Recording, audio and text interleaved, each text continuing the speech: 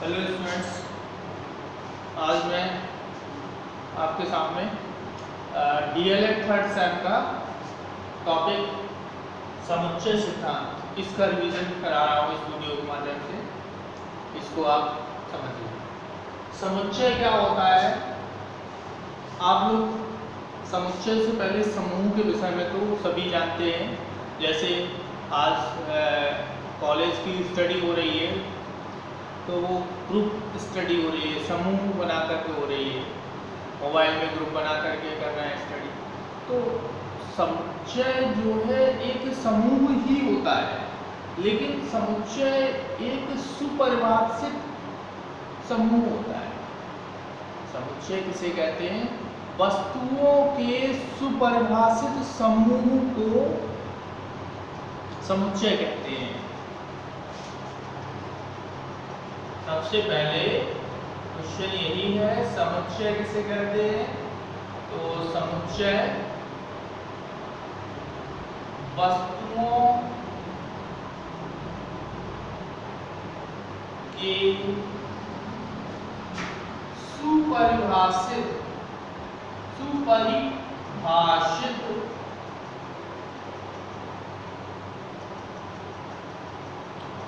समूह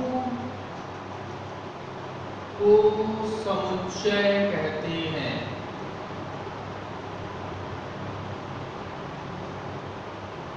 या संग्रह को समुच्चय कहते हैं। वस्तुओं के सुपरिभाषित समूह को समुच्चय कहते हैं। अब आप समझिए, यहाँ पे मैंने सुपरिभाषित जो वर्ड यूज किया है इसका क्या मतलब है, इस बात को आप समझिए। समुच्चय ऐसा नहीं कि आपने चाहे जिसका कलेक्शन कर दिया और उसको समुच्चय कह दिया जाए। यदि मैंने कहा कि आप अपनी क्लास के अच्छे छात्रों का समूह बनाइए, तो क्या आप उसको समुच्चय कह सकते हैं? बना पाएंगे ये समुच्चय? नहीं बना सकते। क्यों? क्योंकि जो अच्छे छात्र, आपके लिए जो छात्र अच्छे हैं वो जरूरी नहीं कि आपके अध्यापक के लिए भी अच्छे छात्र हों, या आपके साथ में अन्य पढ़ने वाले छात्रों के लिए भी वही छात्र अच्छे छात्र हो, ऐसा कोई कंपलसरी नहीं है।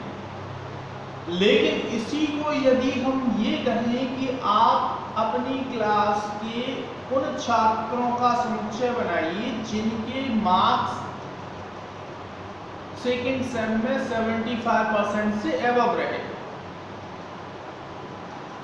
तो ये जो आपका समुच्चय बनेगा, ये जिस समूह बनेगा वो समुच्चय कहलाएगा। क्यों?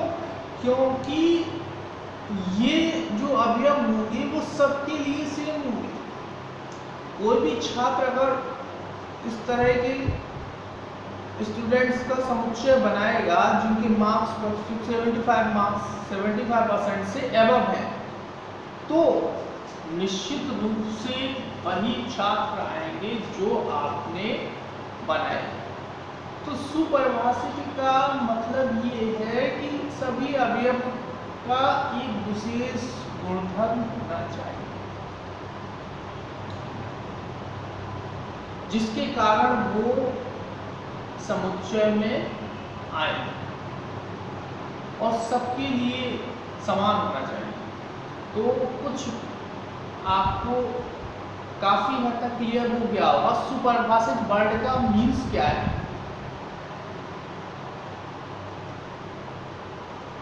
तो अब आगे समझते हैं समुच्चय किसे कहते हैं। ये तो क्लियर हो गया। तो वस्तुओं के सुपरिभाषित समूह को हम समुच्चय कहते हैं। ठीक है। अब इसके बाद आता है आपका टॉपिक अवयव। समुच्चय के जो अवयव जो हमने छात्र लिए हैं वो क्या कहलाएंगे? एलिमेंट्स। जैसे एग्जाम्पल के तौर पे एक हम समुच्चय बनाए, अगर हमने कहा कि इंग्लिश की अल्फाबेट के वॉवल्स का समुच्चय बनाइए। इंग्लिश की अल्फाबेट यानी कि ABCD का अल्फाबेट का समुच्चय बनाइए। तो समुच्चय आप किस तरह से बना देंगे? ये A, E, I, O, U यही तो होते हैं वॉवल्स। 5 स्वर जो अल्फाबेट होती है इसकी, उसके स्वरों का समुच्चय बनाइए। तो आप क्या करेंगे? A, E, I, O, U लिख ये बन गया।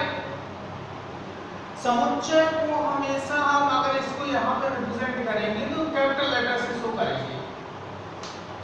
इस समुच्चय में जो यहाँ पर आएंगे उनको अवयवों को स्मॉल लेटर से शो करेंगे और इनको हम क्या कहते हैं? एलिमेंट्स या अवयव।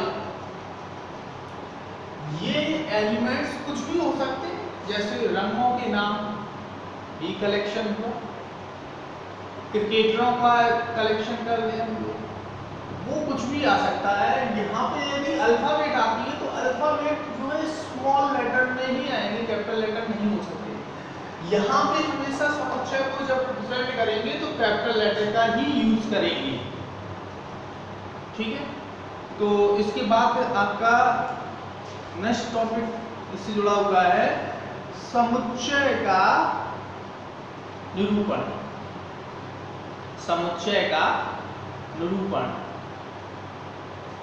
अच्छा, एक चीज और, जैसे इसको अगर हमें लिखना है कि A, E समुच्चय A का एक अवयव है, ये अगर हम बताएं तो इसको रिप्रेजेंट करने के लिए हम इस तरह से लिख देते हैं, या I को सही, इसको I को अगर हम कहें कि A का एक एलिमेंट है, अवयव है, तो इस तरह से रिप्रेजेंट कर दिया जाता है। इसका मतलब ये होता है का अवयव, I A का अवयव है, I belongs to A।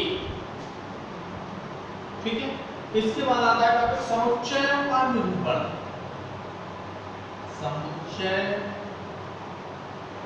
का निरूपण। समुच्चय का निरूपण। समुच्चय को निरूपित करने की दो विधियां हैं। पहली विधि तालिका विधि। पहली विधि कौन सी? तालिका विधि। तालिका विधि।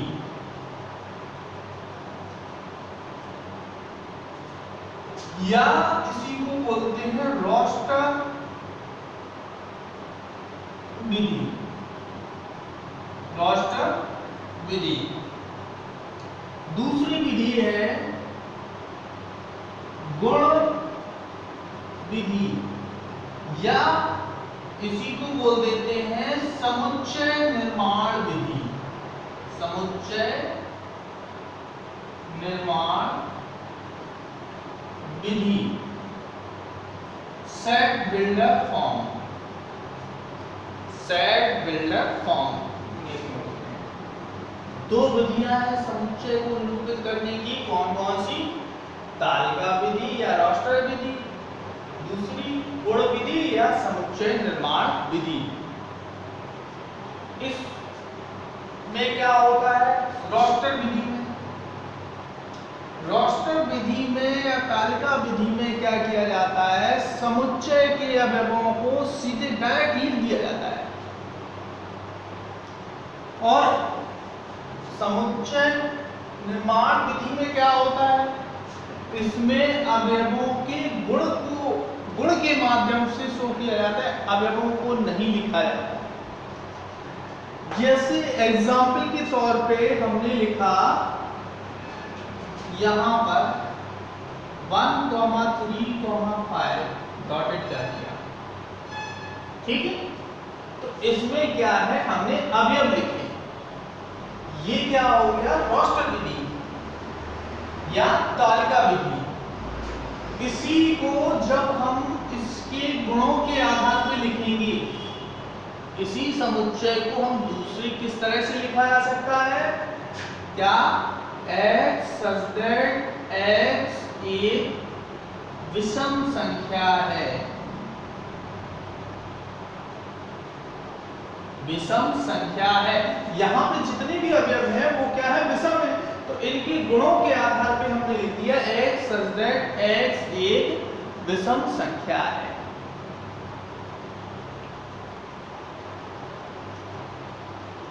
तो जो रोस्टर विधि होती है उसमें सीधे सीधे एलिमेंट्स लिख दिए जाते हैं, और समुच्चय निर्माण विधि में उसके गुण को लिखा जाता है, अवयव को नहीं। अगर आपने इतना लिख दिया x एक विषम संख्या है, तो यदि किसी को बताया जाएगा कि इस सेट में कौन से अवयव होंगे, वो समझ जाएगा कौन से होंगे, 1 होगा, 3 होगा, 5 होगा, 7 होगा, 9 होगा।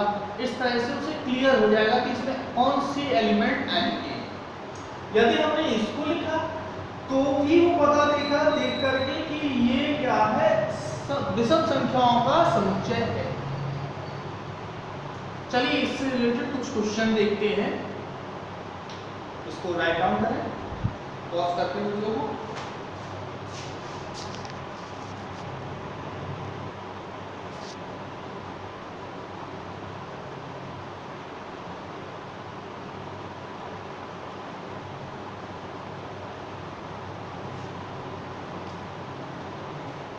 देखिए स्टूडेंट्स, अगर वीडियो क्लियर ना आ रहा हो तो मेरी आवाज़ पर ध्यान दें, ईयरफोन वगैरह का यूज़ कर लें ताकि क्लियर समझ में आ जाए। इसमें देखिए पहला क्वेश्चन क्या है, मैं क्वेश्चन भी बोलता जा रहा हूँ, अपनी कॉपी पे राइट करते जाएं। जैसे दिया गया 1, 4, 9, 16 को समुच्चय निर्माण विधि में लिखिए। समुच्चय निर्माण विधि में क्या करते हैं हम लोग, समुच्चय निर्माण विधि में इनका सभी एलिमेंट्स का एक कॉमन प्रॉपर्टी, मतलब एक ऐसा गुण ढूंढते हैं जो सभी के पास हो। ठीक है, तो यहां पर अगर हम निकाले इन सभी के साथ में क्या सेम दिख रहा है, ये 1 का वर्ग है, ये 2 का वर्ग है, ये 3 का वर्ग है, ये 4 का वर्ग है। ये जो भी संख्याएं हैं वो सभी क्या है, पूर्ण वर्ग संख्याएं हैं। ये जो हमारी प्राकृतिक संख्याएं हैं 1, 2, 3, 4, इनका स्क्वायर करने से मिलती हैं। तो इसको हम क्या लिख देंगे, x such that x एक पूर्ण वर्ग संख्या। ये क्या है, एक पूर्ण वर्ग संख्या है। x such that x एक पूर्ण वर्ग संख्या। इसके बाद इसमें 2/1, 3/2, 4/3, 5/4, इसको कहा गया समुच्चय निर्माण विधि में लिखो, या कहें कि गुण विधि में लिखो। तो इन सब का गुण कोई हमें कॉमन सोचना पड़ेगा। तो इसके लिए क्या दिख रहा है हमको, ऊपर वाली संख्या जो है वो नीचे वाली संख्या से 1 ज्यादा है, या ये कह सकते हैं कि नीचे की संख्या ऊपर की संख्या से कम है। तो हम इसमें इस तरह से लिख सकते हैं x such that x is equal to n/n minus 1, n/n minus 1। ठीक है, और n क्या होगा, where यहाँ n is equal to क्या होगा, एक प्राकृतिक संख्या। n क्या है, एक प्राकृतिक संख्या।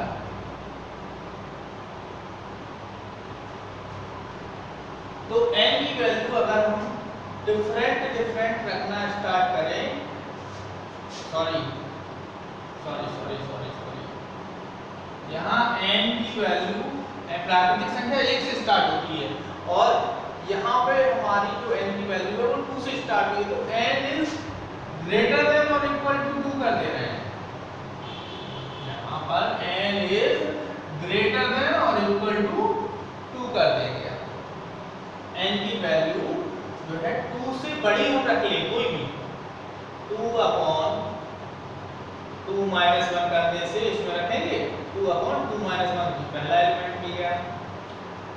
इसके बाद n की जस्ट बात करते हैं 3/3 माइनस 1, 4 रखेंगे तो 4/4 माइनस 1, 3 आ जाएगा, 5 रखेंगे, इस तरह से 2 3 4 5 रख देंगे।